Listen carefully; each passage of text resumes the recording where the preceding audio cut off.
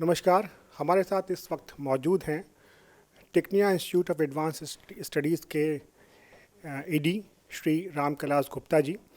और आज कन्वोकेशन है यहाँ पर इंस्टीट्यूट में, और ये बड़े ही खुशी के क्षण होते हैं जब किसी इंस्टीट्यूट में कन्वोकेशन आयोजित किया जाता है। तो हम बात करते हैं श्री आर के गुप्ता जी से आज इसी मौके पर। नमस्कार। नमस्कार। सर, आज जो कन्वोकेशन हो रहा है उसका बेसिक पर्पस क्या होता है हम लोगों का? कॉन्वोकेशन किसी भी कॉलेज और यूनिवर्सिटी के लिए एक बहुत ही प्रेस्टिजियस उसका एक इवेंट होता है।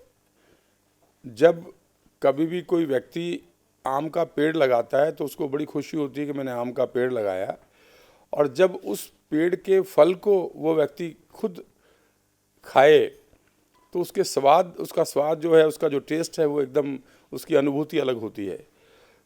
इसी प्रकार से जब हमारे ये बच्चे, जब ये कॉलेज बना इन द ईयर 1998 में, आज 25 साल लगभग होने को आ गए हैं, और आज ये बच्चे जब यहाँ से टॉप एजुकेशन प्राप्त करके दुनिया के बेहतरीन इंडस्ट्री में जाके कॉरपोरेट सेक्टर में सेल्फ एंटरप्रेन्योर बनते हैं, कॉरपोरेट सेक्टर में जाके ग्रो करते हैं, फैमिली बिजनेस में जाते हैं, हायर एजुकेशन में जाते हैं, रिसर्च करते हैं, तो इसकी अनुभूति का मैं शब्दों में वर्णन नहीं कर सकता। कितनी खुशी मिलती है। बहुत सारे ऐसे इंस्टांस मुझे मिले कि हमारे टेक्निया के पास आउट बच्चों ने मुझे इंट्रोड्यूस कराया, sir I was a student of Tecnia, I am the alumni of Tecnia. मैं जी टीवी पर एक बार डिबेट में गया हुआ था, वहाँ की एंकर ने आके मेरे पैर छुए, sir I am the student of Tecnia so and so batch. बहुत सारे टीवी चैनल्स पे हमारे एंकर्स आज मेन स्ट्रीम में काम कर रहे हैं। मैं एक बार इंदौर से फ्लाई कर रहा था दिल्ली, एयरक्राफ्ट के अंदर मुझे एयर होस्टेस ने बताया, sir I am the student of Tecnia and the copilot of this flight is the student of Tecnia. मैंने कहा भाई हमारा तो मैनेजमेंट कॉलेज है और ये इंजीनियरिंग स्ट्रीम में कैसे पहुंच गया बच्चा? बोले जी अपने यहाँ से ग्रेजुएशन करने के बाद उसने इंजीनियरिंग ऑप्ट किया और यहाँ जा कर के अभी उसने अपना इंट्रोडक्शन कराया। रादर उसने पूरे फ्लाइट के लोगों को अनाउंस किया कि my chairman is flying with us and I request all the peoples they should clap for him. And उसने आके वहाँ पे मुझे शेक किया, हक किया और ब्लेसिंग्स ली। So I feel proud. इसी प्रकार से हमारे जो इंडस्ट्री में लोग काम कर रहे हैं, चाहे वो टेक्नोलॉजी के अंदर काम हो, चाहे वो हॉस्पिटलिटी में हो, चाहे वो हॉस्पिटल इंडस्ट्री हो, वेरियस इंडस्ट्रीज़ में काम कर रहे हैं। So today is the day of proud. तो जैसा भी आपने बताया कि वाकई वो बहुत खुशी का मौका होता है जब आपका कोई पुराना स्टूडेंट आपसे मिलता है, जब वो सफलता के मुकाम पे पहुंच चुका होता है और वो बताता है कि वो उसी इंस्टीट्यूट से पढ़ के निकला है जहां से जिसकी स्थापना आपने की।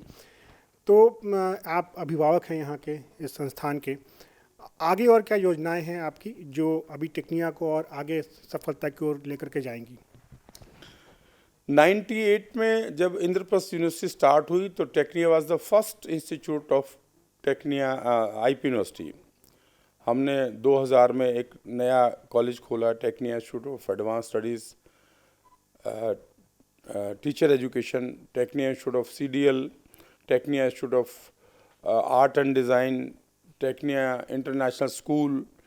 हर 6 साल तक लगभग हम हर साल एक नया हमने कॉलेज स्टार्ट किया। उसके बाद फरीदाबाद में कॉलेज स्टार्ट किया vision institute of advance studies के नाम से, नारनौल में कॉलेज स्टार्ट किया, करनाल में कॉलेज स्टार्ट किया। उसके बाद 2008 और 9 में संस्कृति यूनिवर्सिटी दिल्ली आगरा हाईवे के ऊपर शुरू हुई, जो 125 एकड़ के अंदर यूनिवर्सिटी है, जिसके अंदर medical college, 2 engineering college, hotel management, pharmacy, law, there is variety of college under working that university.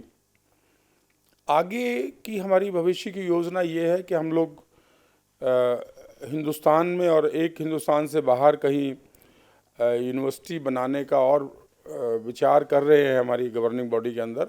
लेकिन उससे पहले भी हमारा पहला पर्पज़ ये है, स्टेप ये है कि हमारे जितने भी कॉलेज बने हुए हैं ये टॉप लेवल के स्टूडेंट्स को जनरेट करें, इनकी क्वालिटी को इम्प्रूव करें। हम नए नए कॉलेज खोलने के बजाय जितने भी कॉलेज स्कूल्स खुले हुए हैं यहाँ का बच्चा निकल के इतनी डिमांड हो, इतना बच्चा प्राउड फील करे और वो हिंदुस्तान की हमारे आदरणीय दामोदर जी मोदी जी का जो प्रधानमंत्री जी का जो स्वप्न है उसको साकार करें और दुनिया में हिंदुस्तान का नाम हो और हिंदुस्तान फिर एक बार सोने की चिड़िया कहलाए और उसमें टेक्निया के बच्चों का बहुत बड़ा योगदान हो। बहुत अच्छी बात कही सर आपने कि जो बच्चे हैं उनको इतनी ऊंचाई पर पहुंचाया जाए, उनकी क्वालिटी इतनी बेहतर की जाए कि वो देश में अपना योगदान दे पाएँ। आप एक मोटिवेटर भी हैं, आपने एक किताब भी लिखी है जो बच्चों के मोटिवेशन पे ही है, तो मैं चाहूँगा कि आज इस मौके पे बच्चों के लिए कुछ संदेश आपने सर। बच्चों के लिए मेरा ये संदेश है कि जीवन में हवाई ना रहें, हवाई बातें करने से कोई फ़ायदा नहीं है। अपने आप को पहचाने कि मैं कहाँ हूँ। धन्यवाद।